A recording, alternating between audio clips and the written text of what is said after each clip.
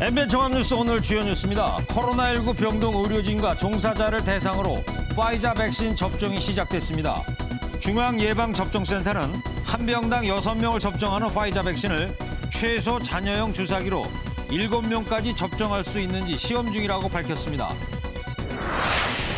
아스트라제네카 백신 접종 이틀째인 오늘도 일부 요양병원에서 접종이 이어졌습니다. 어제까지 접종자는 총 18,000여 명에 달했고 이 중 이상 반응이 신고된 사례는 15건으로 확인됐는데 모두 경증 사례였습니다. 성폭력 의혹 진실 공방을 벌이고 있는 기성용 선수가 오늘 K리그 개막전에 출전한 뒤 직접 입을 열었습니다. 피해자라고 주장하는 이들에 대한 회의와 협박은 없었고 이들이 오히려 거짓말을 하고 있다며 더 이상 자비란 없이 법적 조치에 착수했다고 밝혔습니다. 북한을 배후에 둔 것으로 추정되는 해킹 조직 라자루스가 12개국의 국방기관에 보안 공격을 시도했다는 러시아 보안업체 보고서가 나왔습니다. 라자루스는 가상화폐 거래소 등 금융기관 해킹에 초점을 맞췄다가 지난해부터 방산 분야도 공격하기 시작한 것으로 알려졌습니다. 위안부가 자발적 매춘부라는 주장으로 논란이 된 램지어 하버드대 교수가 논문 내용의 일부 오류를 인정했습니다. 한편 일본 정부는 벌써 램지어 교수의 논문을 인용해 미 학계 한국 주장이 틀렸다고 주장하고 있는 것으로 확인됐습니다. 연휴에다 20도 가까이 오른 포근한 날씨에 서울 한강공원과 대형 쇼핑몰 등은 사람들로 북적였습니다.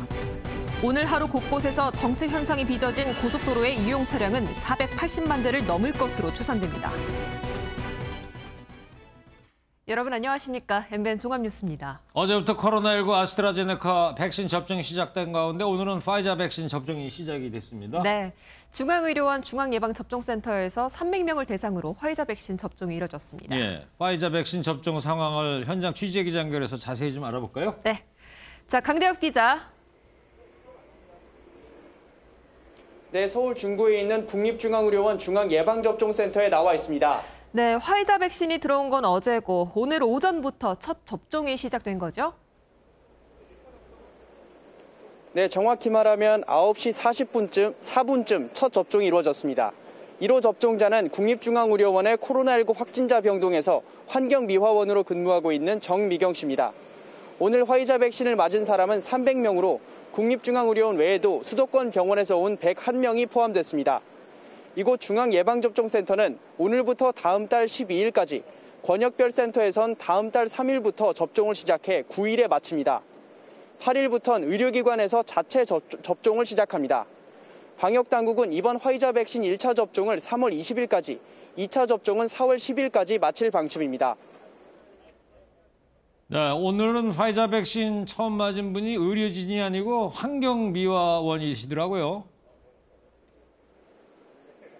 네, 1차 접종 대상은 코로나19 치료병원의 의료진과 종사자입니다. 의사, 간호사 같은 의료진뿐 아니라 행정직원이나 의료 폐기물을 처리하는 환경미화원도 접종 대상인 거죠. 오늘 첫 접종을 받은 정미경 씨의 소감 들어보시겠습니다. 한결 마음이 편안하고 정말 다 맞았으면 좋겠습니다. 맞을 때 긴장이 조금은 됐지만 맞는 순간 이게 주사인가? 이럴 정도로 하나도 느낌이 없었습니다. 정 씨는 별다른 이상 반응이 나타나지 않았다고도 말했습니다. 네, 그리고 오늘 화이자 백신을 맞고서 부작용을 호소한 사람이 있었습니까? 아직 부작용이 보고된 사례는 없습니다. 일반적으로 백신을 맞으면 주사 부위 통증이나 근육통, 두통 등이 발생할 수 있는데요. 오늘 밤까지 이상 반응 사례가 집계된다면 내일 방역당국이 통계치를 발표할 때 이 내용을 포함할 것으로 보입니다. 지금까지 중앙예방접종센터 앞에서 MBN 뉴스 강대엽입니다. 질병관리청이 코로나19 백신 한 병으로 접종 인원을 한두 명 더 늘릴 수 있도록 허용했습니다. 백신 한 병으로 6명을 접종하던 화이자 백신을 7, 8명까지 더 맞춘다는 건데요. 이게 현실화되면 세계 최초가 됩니다. 비결은 K주사기로 불리는 우리나라 특수주사기에 있습니다. 한성호 기자입니다. 현재 백신 접종에 사용하는 주사기는 버려지는 백신을 최소화하는 특수주사기입니다. 정부는 이 주사기를 쓰면 잔량을 추가로 써도 된다고 허용했습니다. 화이자 백신의 한 병당 접종 인원은 6명에서 7명으로, 아스트라제네카 백신은 10명에서 최대 12명으로 늘어납니다. 화이자 백신의 접종 인원이 7명으로 늘어나면 만여 명이 추가로 백신을 맞을 수 있습니다. 이런 방법으로 접종 인원 수를 늘리는 것은 세계적으로 처음입니다. 우리 간호사들 실력이 뛰어나니까 믿어도 되겠지 그렇게 생각했는데 제 그 생각이 틀리지 않았다는 것이 확인된 것 같아요. 6인용 바이알인데 6인용을 뽑고 나서도 조금 분량이 많은 그럴 정도로 잘. 다만 국립중앙의료원은 실제 접종에서 다른 결과가 나올 수 있다며 접종 결과를 추후 보고하겠다고 밝혔습니다. 오늘 화이자 백신은 당초 정해진 대로 한 병당 6명을 접종했습니다. MBN 뉴스 한성원입니다. 아스트라제네카 백신 접종은 오늘로 이틀째입니다. 오늘은 대부분 보건소가 문을 닫은 가운데 일부 요양병원에서 접종을 이어갔습니다. 우려했던 이상 반응은 어저께 15명이 나왔지만 방역당국은 경증 사례여서 걱정할 수준은 아니라고 밝혔습니다. 길기범 기자입니다. 울산의 한 요양병원입니다. 어제 의료진과 직원, 요양보호사를 포함해 140명이 백신을 맞았고 오늘도 접종을 이어갔습니다. 네, 오늘 30명 했습니다. 간호사하고 행정 직원하고요. 대다수의 보건소가 주말에는 문을 닫고 접종을 잠시 멈춘 가운데 오늘은 일부 요양병원에서 접종이 이루어졌습니다. 우려했던 중증 이상 반응은 아직 확인되지 않고 있습니다. 어제 하루 동안 아스트라제네카 백신 접종자는 전국에서 18,489명이고 이상 반응 신고는 15건 들어왔지만 모두 경증이었습니다. 예방접종 후에 흔하게 나타날 수 있는 두통, 쇠약감, 발열, 오심, 구토 등 경증 사례였을 뿐입니다. 방역당국은 중증 반응이 나타날 경우 역학조사를 통해 백신으로 인한 것인지 확인할 방침입니다. MBN 뉴스 길기범입니다. 미국에서는 코로나19 백신 접종을 마친 사람들이 늘면서 자유롭게 가족, 친구들과 만날 수 있을 거라는 기대감 커지고 있습니다. 이르면 6월쯤에 집단 면역이 달성될 수 있다는 관측도 나오고 있습니다. 정설민 기자의 보도를 먼저 보시고요. 화제를 모으고 있는 K주사기, 또 백신 접종 상황 뉴스 추적하겠습니다. 서로의 손을 꽉 잡고 백신을 맞으러 온 할머니, 할아버지. 두 번째 접종까지 마치고 올봄 결혼을 계획 중인 94살 동갑내기 커플입니다. Being able to not be so fearful everywhere we go, although we'll be careful. 미국 최고의 감염병 전문가인 파우치 박사도 백신 접종을 마친 두 사람은 큰 위험 없이 만날 수 있다고 밝혔습니다. Even though the risk is not zero, the risk becomes extremely low. 지난해 12월 백신 접종을 시작한 미국은 지금까지 전체 인구의 13.9%가 한 차례 이상 백신을 맞았습니다. CNN은 이르면 6월쯤 미국에서 집단 면역이 가능할 걸로 내다봤습니다. 지금까지 감염자 추정치와 백신 접종자 수를 봤을 때 6월이면 인구의 70% 이상이 면역력을 갖게 될 거란 관측입니다. 한편 세계에서 백신 접종 속도가 가장 빠른 이스라엘은 오는 4월이면 집단 면역을 달성할 수 있을 걸로 기대하고 있습니다. MBN 뉴스 정설민입니다. 우리나라에서도 어제부터 백신 접종이 시작되면서 코로나19 터널의 끝이 조금씩 보인다는 이야기 나오고 있습니다. 앞서 보도해드린 특수주사기가 효자 노릇을 할 수 있다는 전망도 있고요. 이권열 기자와 뉴스 추적하도록 하겠습니다. 이권열 기자. 네. 특수주사기, 이 정식 명칭이 좀 길더라고요. 최소 잔여형 주사기. 그죠? 네, 그렇습니다. 어떤 거예요? 네, 이 영상을 좀 먼저 보시겠습니다. 네. 이 왼쪽이 일반 주사기, 오른쪽이 특수주사기인데요. 이 빨간 액체를 약품이라고 생각을 좀 하시면 됩니다. 일반 주사기에는 빨간 액체가 꽤 남아있는데 이 특수주사기에는 거의 남아있지 않습니다. 지금 빨간 점선, 파란 점선이 있는 그 부분에 그 부분 안에 이제 약품이 들어있다. 약품이 얼마큼 남아있느냐. 그러니까 특수주사기가 훨씬 덜 남아있는 거군요. 거의 안 남아있습니다. 예. 이 피스톤 모양도 조금 다른 게 보이실 건데요. 이 피스톤 부분을 확대해서 보면요. 두 주사기가 뭐가 다른지 조금 더 이해가 되실 겁니다. 이 특수주사기는 바늘과 피스톤 사이 공간을 최소화해서 이 잔류약품, 그러니까 버리는 약품을 거의 없앴다라고 보시면 됩니다. 이 보통 주사기의 경우 이렇게 쓸 수 없는 잔류약품이 주사기에 들어간다는 점을 고려해서 인체에 넣을 정량보다 조금 더 많이 약물을 주사기에 담는다고 합니다. 그런데 특수주사기는 자투리 분량을 거의 없앴다 이렇게 보시면 됩니다. 네, 그래서 최소 잔여형 주사기다 이렇게. 네, 그렇습니다. 이건열 기자 얘기 들어보니까 조금 특수주사기가 뭔지 좀 감이 좀 생기네요. 알겠어요. 자, 이 주사기 근데 구하기가 쉬워요? 어려워요? 이 특수주사기를 우리나라만 만드는 것은 아닌데 우리 기업들이 빠르게 대량 생산 체계를 구축했습니다. 다른 선진국은 이 대량 생산 체계를 갖추지 못해서 애를 먹고 있다고 합니다. 뭐 일본 같은 경우가 주사기 못 구해서 난리라고 그러던데요? 네, 그렇습니다. 일본이 이 화이자 백신 한 병당 6회 접종을 전제로 방역 계획을 짰고 7,200만 명분을 공급받기로 했습니다. 이 문제는 6회 접종을 하려면 특수주사기가 필요한데 주사기를 충분히 확보하지 못했습니다. 예. 결국 한 병당 5회로 계획을 수정했고요. 이렇게 되면 주사기와 병에 남은 분량은 버려야 합니다. 이게 네. 1,200만 명분입니다. 그 백신을 맞으면 말이에요. 코로나19 바이러스를 막아줄 충분한 항체가 생겼는지 안 생겼는지 네네. 궁금해할 거 아닙니까? 맞습니다. 어떻게 하면 알 수 있어요? 다들 좀 궁금해하실 텐데요. 그 코로나19 항체 검사를 하려면 특수한 실험 환경이 필요해서 일반 병원에서는 검사하기가 일단 어렵다고 합니다. 또 접종자가 앞으로 하루에 수만 명씩 나올 텐데 일일이 검사를 한다는 것도 사실 쉽지 않습니다. 다만 방역 당국이 3월부터 표본을 뽑아서 통계를 내는 식으로 조사를 진행할 계획입니다. 네, 그러니까 전체 검사는 물리적으로 어려운 네, 거고 그렇습니다. 표본 검사를 해서 발표를 하겠다. 네, 네. 그리고 이제 백신 접종 시작되면서 내 차례는 이제 네, 언제지 궁금해하시는 분들 많을 텐데 네. 어때요? 일반 성인들 같은 경우에는 언제 접종이 가능할 것 같습니까? 일반 성인이 백신을 맞는 시기 3분기라고 합니다. 성인 만성질환자, 군인과 경찰, 소방관 등이 우선 접종 대상자입니다. 이들에 대한 접종이 끝나고 일반 성인이 접종을 하게 됩니다. 그러면은 일반 성인들 같은 경우에는 잘 모르겠습니다만 뭐 한 8월쯤 돼야 될 것 같다는 생각이 드네요. 그리고 이제 다음 주면 개학이잖아요. 네네. 근데 학교를 학생들이 가야 되는데 학생들하고 선생님들 네. 먼저 이 백신을 맞춰야 되는 거 아니냐 이런 이야기도 있는데 이건 어떻게 돼가고 있어요?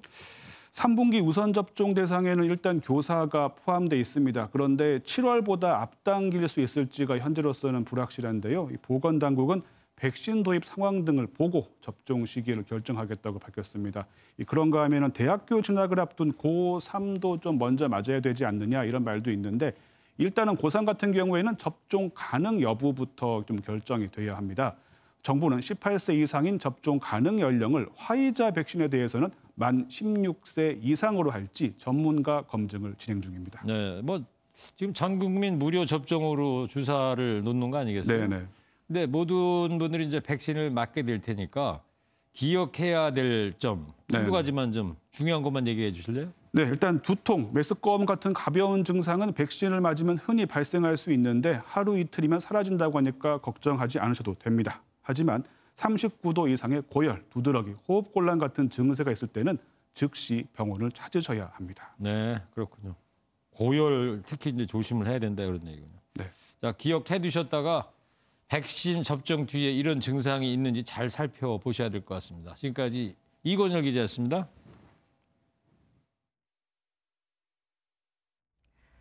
네, 경북 의성에서 코로나19 확진 통보를 받은 17명이 하루 만에 가짜 양성 판정을 받았습니다. 이전에도 한두 명씩 가짜 양성이 나온 적이 있습니다만 이렇게 한꺼번에 10수명의 판정이 번복된 것은 이례적인 일입니다. 윤기란 기자입니다. 의성군은 지난 설 명절 이후 가족, 지인 모임 등으로 하루 평균 6명의 확진자가 나왔다고 발표했습니다.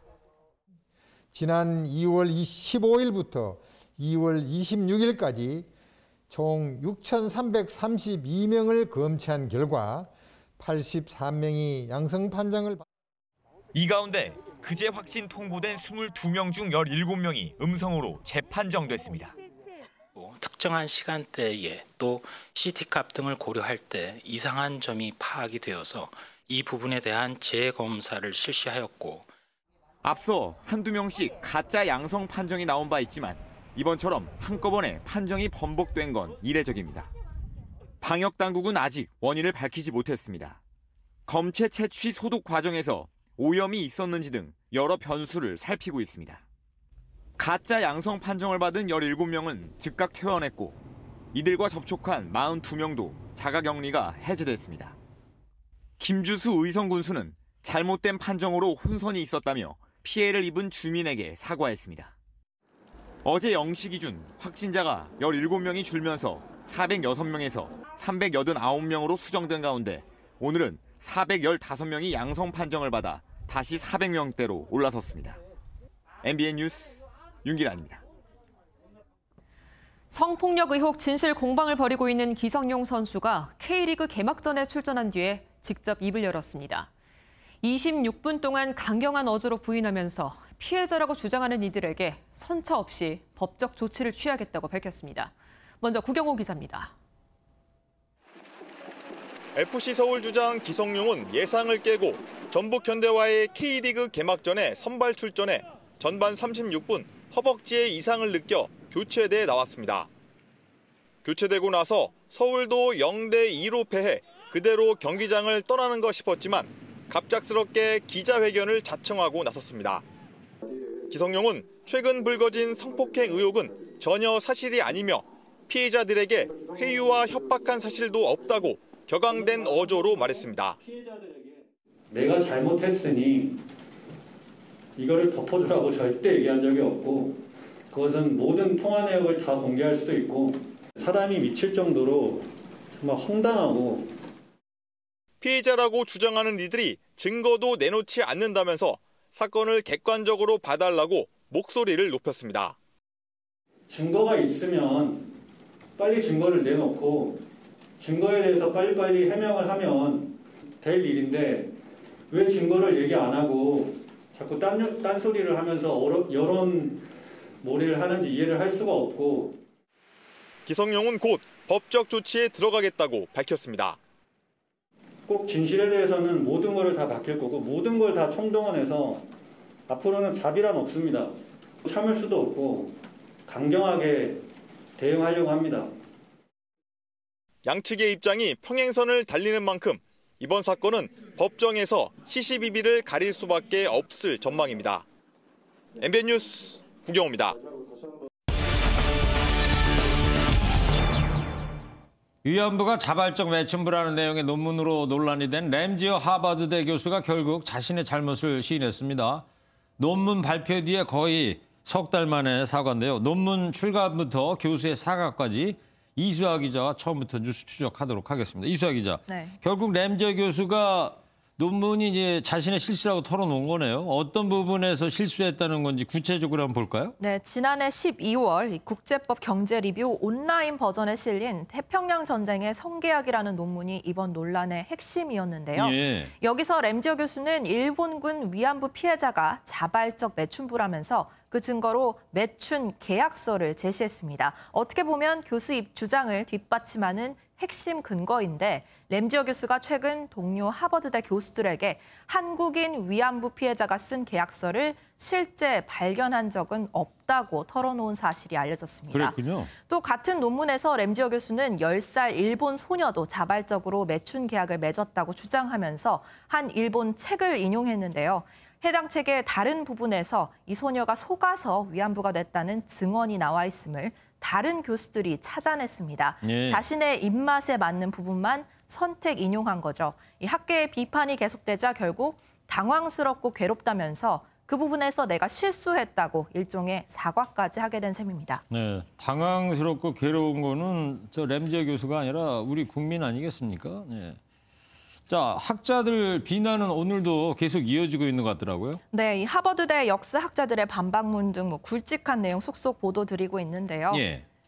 이 CNN 등 외신들이 램지어 교수 보도를 시작하면서 더 전방위적인 학자들의 비난이 쏟아지고 있습니다. 이 대표적으로 에이미 스탠리 미 노스웨스턴대 교수 등 5명의 일본사 연구자들이 램지어 교수의 논문이 실릴 학술 저널에 반대 편지를 보냈습니다. 앞서 이들은 33페이지 분량의 반박 논문까지 냈는데요. 예. 선택적 자료 인용과 부정확한 인용문 표기 등을 문제 삼았습니다. 우선 이 미국 위안부 정의연대 소속 학자 이야기 들어보겠습니다. 네. Mr. Ramsayer had the audacity to write about the issue of comfort women and yet never talk to the victims themselves and have the compassion to understand and feel the pain that grandma, my older sister Lee, is going through. 세계은행 수석 이코노미스트를 지낸 미국 석학도 램지어 교수의 논문이 아동 성매매를 옹호한다면서 강력하게 비난하는 성명을 발표했습니다. 네. 자, 그런 말이에요. 본인도 램지어 교수 본인도 이제 일부 오류를 인정한 거고 학자들도 뭐 대거 비판에 나섰는데 그러면 그 논문을 철회하면 될 일 아닙니까? 네, 그게 옳은 수순으로 보이는데요. 네. 문제는 논문 출판사 측에서 그대로 출판을 진행하겠다는 입장을 고수하고 있다는 겁니다. 그래요? 그러면 본인도 오류가 있다고 하는데 출판을 고집하는 이유는 뭡니까 그러면? 네, 앞서 말씀드린 것처럼 이 논문은 지난해 12월 온라인에 게재됐습니다. 따라서 출판사의 주장은 램지어 교수의 논문이 이미 발간된 논문이고 논문은 발간일이 가장 중요하기 때문에 이를 3월 인쇄본에 다시 실는 것은 중요하지 않다는 입장입니다. 다만 논문의 진실성에 대한 논란이 계속 있는 만큼 램지어 교수의 논문과 함께 반론과 우려 표명의 글을 함께 첨부해서 인쇄본에 실겠다고 밝혔습니다. 근데 램지어 교수도 문제지만 말입니다. 일본이 논문을 악용하고 있는 게 지금 더 걱정이 되는데 이미 그런 사례가 나오고 있죠. 네, 일본 외무성의 고위 관리가 미국 학자에게 램지어 교수의 논문을 인용하면서 위안부 관련 일본의 주장을 관철시키려 했다는 증언이 나왔습니다. 예. 이번 논문이 한국 입장의 거짓된 속성을 잘 보여주는 증거라고 말했다는 겁니다. 일본이 램지어 교수의 논문을 미국 학계의 일본 입장을 홍보하는 수단으로 사용하려 했다는 증거겠죠. 일본이 뭐 저렇게 나오면 우리 정부도 더 적극적으로 입장 표명을 해야 될 것 같습니다. 예. 이수아 기자였습니다. 네, 다음 소식입니다. 북한을 배후에 둔 것으로 추정되는 해킹 조직 라자루스가 10여 개국 국방기관에 보안 공격을 시도했다는 보고서가 나왔습니다. 그런데 공격 국가에 북한의 우방국인 러시아와 중국이 포함돼서 궁금증을 자아내고 있습니다. 김순설 기자입니다. 러시아 보안업체 카스퍼스키가 작성한 최근 보고서입니다. 해킹 조직 라자루스가 지난해 12개 이상 국가의 국방조직과 기관의 기밀을 빼내려는 시도가 있었다는 내용이 담겼습니다. 가상화폐 거래소 등 금융기관에 초점을 맞췄던 것과는 다른 양상을 보인 겁니다. 해킹 수법은 치밀했습니다. 유명 의료기관에서 코로나19 관련 정보를 주는 것처럼 속여 스레트니들이라는 악성 코드를 심은 이메일을 보냈던 겁니다. 이메일을 열면 컴퓨터에 악성 코드가 설치되고 라자루스가 무단으로 접속할 수 있게 되는 방식입니다. 이 때문에 인터넷에 연결되지 않은 망블리 통신망에서도 정보를 빼낼 수 있었습니다. 북한은 기본적으로 그 자력갱생이라고 하는 그런 상황에 사실 있기 때문에 그들이 부족한 어떤 기술력이라든가 그다음에 재화라든가 이런 것을 채우기 위한 한 방편으로 피해 국가 중에는 북한의 우방국인 러시아와 중국도 포함된 것으로 알려졌습니다. MBN 뉴스 김순철입니다. 개물림 사고를 두고 견주에게 책임을 물은 판결이 나왔습니다. 반려견이 70대 행위를 문 사건에 대해서 법원은 우리 개는 물지 않았다는 견주의 말을 받아들이지 않고 벌금 200만 원을 선고했습니다. 이혁근 기자입니다. 지난 2019년 7월 서울의 한 공원 산책로에서 날카로운 비명이 들렸습니다. 60대 견주가 데리고 있던 몰티즈가 마주오던 70대 노인의 다리를 문 겁니다. 당시 반려견의 목줄은 길게 늘어져 있었고 입마개도 하지 않은 상태였습니다. 노인은 종아리에 전치 2주에 해당하는 상처를 입었고 견주는 재판에 넘겨졌습니다. 1심에서 견주는 우리 개가 물지 않았다며 혐의를 부인하고 노인이 이미 있던 종아리 부위 딱지를 스스로 뜯어서 피가 난 것이라고 주장했습니다. 하지만 1심 재판부는 반려견 산책 시 취해야 할 주의 의무를 소홀히 했다며 견주에게 벌금 200만 원을 선고했고 견주는 항소했습니다. 2심에서도 비슷한 주장이 이어졌습니다. 견주는 몰티즈가 노인을 물지 않았으며 노인이 자해한 것이라고 주장했지만 재판부는 받아들이지 않았습니다. 노인의 진술이 일관되고 당시 상황도 구체적으로 설명했기 때문입니다. 견주가 목줄을 짧게 당긴다든지 이 사고를 막기 위한 적절한 조치를 취하지 않았고 이 사고 이후에도 피해를 최소화하거나 피해를 회복하지 않았기 때문에 2심 재판부는 1심과 같이 견주에게 벌금 200만 원을 선고하며 견주의 책임을 강조했습니다. MBN 뉴스 이혁근입니다. 미국의 북극 한파가 몰아닥쳤는데 조금 이제 수그러들고 있는 것 같습니다. 그런데 얼음이 녹고 있는 사이에 비극이 일어났습니다. 오하이오주 호수 얼음 위에서 놀던 16살 누나하고 13살 남동생이 얼음이 깨져서 누나가 물에 빠져 숨졌습니다. 남동생을 구하려다 변을 당했다는 거고요. 또 출동한 15년 경력의 경찰관도 누나를 수색하는 과정에서 숨졌습니다. 미국 언론은 2개의 비극이라고 보도하고 있습니다. 조차웅 기자입니다.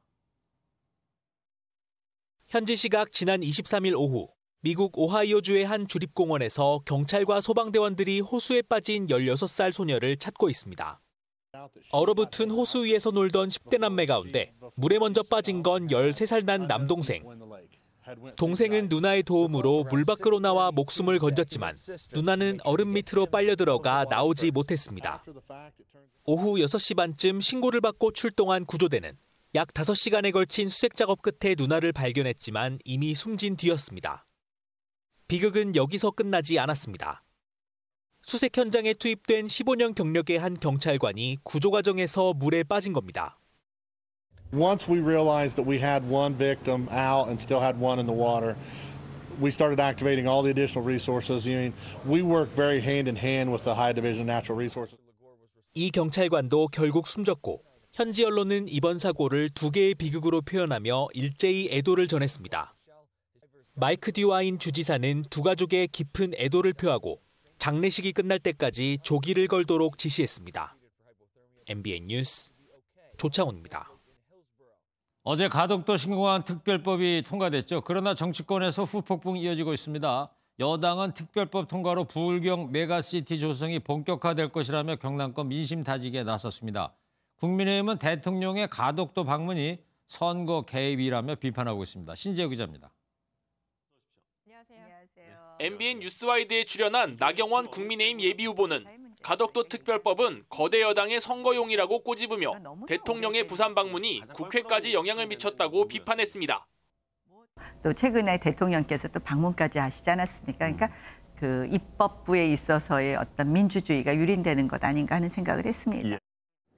국민의힘도 대통령의 가덕도 방문을 선거 개입으로 규정하고 연일 맹공에 나섰습니다.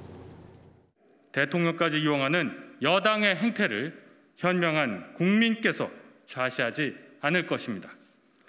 노골적 선거 개입을 강력하게 규탄합니다. 반면 이낙연 더불어민주당 대표는 김해로 내려가 가덕도 특별법 통과로 부울경 메가시티 조성이 본격화될 것이라며 경남권 민심 다지기에 나섰습니다. 더불어민주당은 야당의 대통령 고발 움직임을 반헌법적 행위라고 비난했습니다.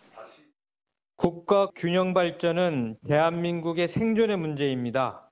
이를 방해하는 것이야말로 고발당해야 할 반헌법적 행위입니다. 한편 임종석 전 대통령 비서실장도 가덕도 신공항은 과거 정치 논리에 희생됐던 국가적 비전을 정상화하는 것이라며 선거용이란 비판을 정면 반박했습니다. MBN 뉴스 신재우입니다. 정부는 부산 가덕도 신공항이 세계적 물류 허브가 될 것을 기대하고 있습니다. 이미 인천공항이 세계 3위 규모의 많은 양의 화물을 소화하고 있는 만큼 실효성이 없을 것이라는 우려도 나오고 있습니다. 장명 기자입니다. 문재인 대통령은 가덕도 신공항으로 부산이 물류 허브 역할을 할 것이라고 강조했습니다. 하늘길과 바닷길, 육지길이 하나로 만나 명실상부한 세계적 물류 허브로 발돋움할 것입니다. 신공항 인근의 부산신항, 다음 해에 착공하는 진해신항과 CN에어 복합 물류 체계를 확립해 시너지 효과를 내겠다는 구상입니다. 부산시는 오는 2060년에는 항공 화물 수요가 63만 톤까지 늘어날 것으로 기대하고 있습니다. 하지만 제 역할을 하기 어려울 수도 있다는 우려도 많습니다. 국내 항공 화물의 98%를 처리하고 있는 인천국제공항의 연간 화물 수요는 연평균 약 280만 톤으로 세계 3위 수준입니다. 이 중 영남권 물량은 10%를 밑도는 수준, 신공항의 역할이 제한적일 것이란 전망의 근거입니다. 지금 우리나라에서 나가는 물동량으로 보면 항공 화물에서만큼은 경남과 부산이 매우 미미하거든요. 금액으로 보면은 5%도 안 되고요. 거리가 가까워졌다고 가덕도 신공항을 이용하는지도 따져봐야 합니다. 화물기가 자주 뜨는 인천공항을 중심으로 이미 비용 절감이 되는 체계를 이용 중인데 굳이 바꿀 이유가 있느냐는 겁니다. 전체적으로 비용이 절감이 돼야만 그쪽을 이용하는 거지 단순히 한국에서 이동하는 거리, 그래서 창원이 인천국제공항보다 부산이 가깝다는 사실 하나로 가지는 않는다는 거예요. 유명무실 공항의 전철을 밟지 않도록 꼼꼼한 사업성 검증이 필요하다는 지적이 나오고 있습니다. MBN 뉴스 장명훈입니다.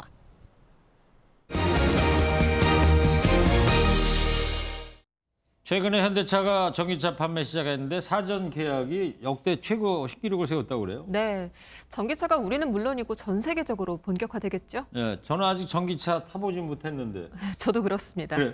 그런데 전기차에 대해서 궁금한 점은 좀 많습니다. 네, 또 궁금한 게 주유소예요. 네. 휘발유차 이렇게 줄어들면 앞으로 주유소도 이제 바뀔 수밖에 없을 것 같은데. 그렇겠죠? 예. 궁금한 게 많으신가요? 예, 정말 많습니다. 자, 그렇다면 오지혜 기자의 리포트를 보시면요. 그 궁금증이 해소되실 겁니다. 함께 보시죠. 주유소 하늘 위로 드론이 택배 상자를 들고 분주히 움직입니다. 배달에 나선 겁니다. GS 칼텍스가 지난달 CES에서 선보인 미래 주유소 모습으로 정유 회사에서 벗어나겠다며 친숙한 주유소 이름도 내려놨습니다. 에너지 가능성을 넓히다라는 개념하에 친환경 에너지로의 전환과 모빌리티 환경 변화에 대응하기 위해 마련된 공간. 서울의 이 주유소는 휘발유와 경유 외에도 전기차 충전이 가능합니다. 바로 옆에는 카페도 차려져 있습니다. 아직까지는 한 40분 정도 소요가 되는데 옆에 커피숍이 있으면 아무래도 고객들이 이용하는 데는 편리하시죠. 아예 신재생에너지 사업에 뛰어든 곳도 있습니다. 주유소 시설이 주변보다 높은 점을 이용해 캐노피 옥상에 태양광 패널을 붙였습니다. 여기서 매달 생산하는 2,000kW시 남짓의 전기는 한전에 판매하고 있습니다. 사용하지 않는 공간을 활용하여 추가 수익을 거둘 수 있습니다. 전국 13곳에서 운영 중이며 향후 늘려갈 계획입니다. 2010년 13,004곳이었던 주유소는 해마다 줄면서 친환경차 확대 정책으로 2040년엔 불과 2,980개만 살아남을 거라는 전망도 나왔습니다. 생존을 위한 이유 있는 진화가 이제 주유소에서는 기름만 넣는 고정관념을 깨뜨리고 있습니다. MBN 뉴스 오지혜입니다. 오늘 봄을 만끽하기에 더할 나위 없는 날이었습니다. 서울 낮 기온은 15도에 모처럼 미세먼지도 없고 마음 놓고 숨도 쉴 수 있었죠. 고속도로는 나들이 차량으로 꽉 막혔고 마스크는 썼지만요. 시민들의 미소만큼은 봄날처럼 환했습니다. 그 모습을 김은미 기자가 전해드립니다. 공원에서 아이들이 공을 차며 놀고 가족과 함께 연을 날립니다. 자전거를 타는 이들도 부쩍 늘었습니다. 한낮 기온이 16도를 웃돌자 돗자리를 펴고 선선한 날씨를 만끽하기도 합니다. 요즘 코로나 때문에 집에 있기에 답답해서 아이들이 아침부터 좀 바람 좀 쐬고 싶어가지고 햇살도 따사롭고 바람도 시원해서 굉장히 상쾌한 기분이 들어요. 인공숲과 인공폭포가 등장한 대형 백화점. 쇼핑과 함께 휴식을 취하려는 사람들의 발길이 이어졌습니다. 실내인데도 불구하고 좀 이렇게 선선한 날씨도 즐길 수 있어서 좋은 것 같아요. 점심 먹고 커피 마시면서 좀 즐기고 있었습니다. 연휴 첫날인 만큼 나들이 차량이 몰리며 고속도로는 붐볐습니다. 서울에서 나가는 길목 곳곳에서 정체 구간이 발생했습니다. 수도권에서 지방으로 빠져나가는 차량은 44만 대, 총 고속도로 이용 차량은 483만 대로 추산됐습니다. MBN 뉴스 김은미입니다. 오늘 오전 7시 40분쯤 경기 과천시 지식정보타운 아파트 공사 현장에서 트럭에 실린 H빔이 쏟아져 작업자 2명을 덮쳤습니다. 이 사고로 60대 남성이 숨지고 40대 남성이 크게 다쳐 병원으로 옮겨졌습니다. 어제부터 아스트라제네카, 오늘부터는 화이자 백신 접종이 시작됐죠. 그렇죠. 네. 저는 뭐 다른 건 걱정이 안 되는데 이게 좀 마음에 걸려요. 어떤 점에서요? 그 뭐 어렸을 때 왜 불주사 맞고 그랬던 거 마냥 아프지 않아요. 전혀 아프지 않다고 하잖아요. 화이자 백신 1호 접종자도 아까 인터뷰에서 보셨습니다만 맞을 때 긴장이 조금은 됐지만 이게 맞는 순간 주사인가? 이럴 정도로 느낌이 없었다고 맞아요. 말이죠. 아까 그랬죠. 예, 네. 알겠습니다. 네. 자, 오늘 영상 속으로는요. 김혜정 기자가 취재한 구례 산수유 마을입니다. 이 장면 함께 보시면서 MBN 종합뉴스 모두 마치겠습니다. 시청해주신 여러분 고맙습니다.